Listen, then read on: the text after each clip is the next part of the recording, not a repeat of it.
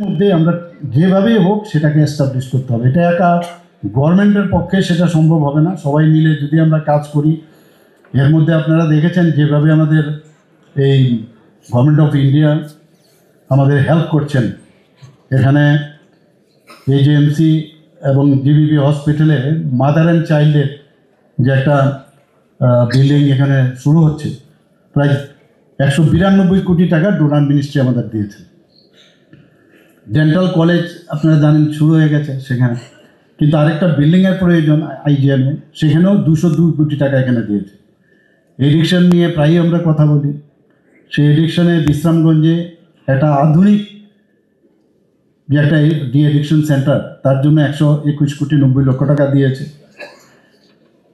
আমার একটা ইচ্ছে ছিল, এবং সেই ইচ্ছা যখন আমি সেক্রেটারি সাহেবকে বললাম যে একটা আই হসপিটাল এখানে টারশিয়ারি আই হসপিটাল যেন হয়, এবং জায়গাও ঠিক হয়ে গেছে। আইএলএসের যেতে বাদিকে, উঠতে বাদিকে, এবং 100 বেডেড আই হসপিটাল হবে।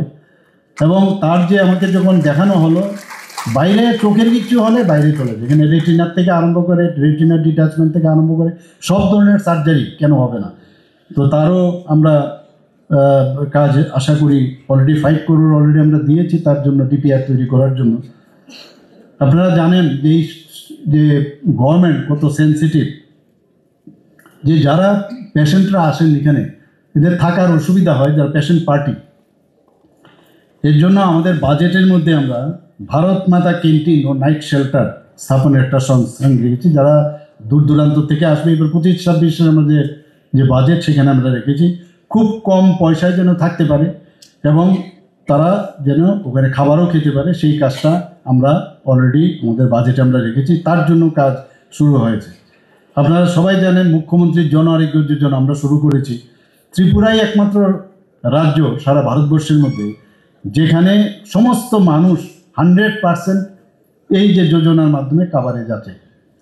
এটা কিন্তু অন্য কোথাও নেই। অন্যান্য জায়গায় আছে, ক্যাপিং আছে, প্রধানমন্ত্রী জন আরোগ্য যোজনার ক্যাপিং আছে। সেখান থেকে আমরা ডিসিশন নিলাম যে কেন সব মানুষকে আমরা দেব না। আমাদের যে এখানে একটা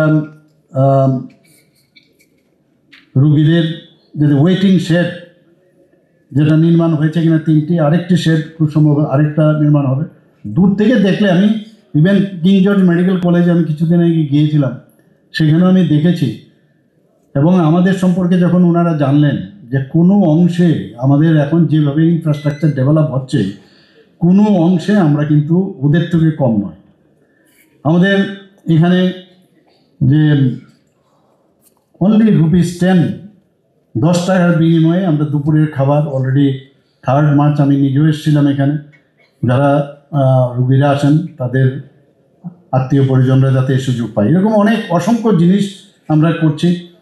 তো আমি আশা করি যে আজকের যে এখানে যে বিষয়গুলো আজকে এখানে আমরা আনলাম সেটা সবার জন্য ভালো হবে, এবং সবাইকে আমি হার্দিক অভিনন্দন শুভেচ্ছা জানাই।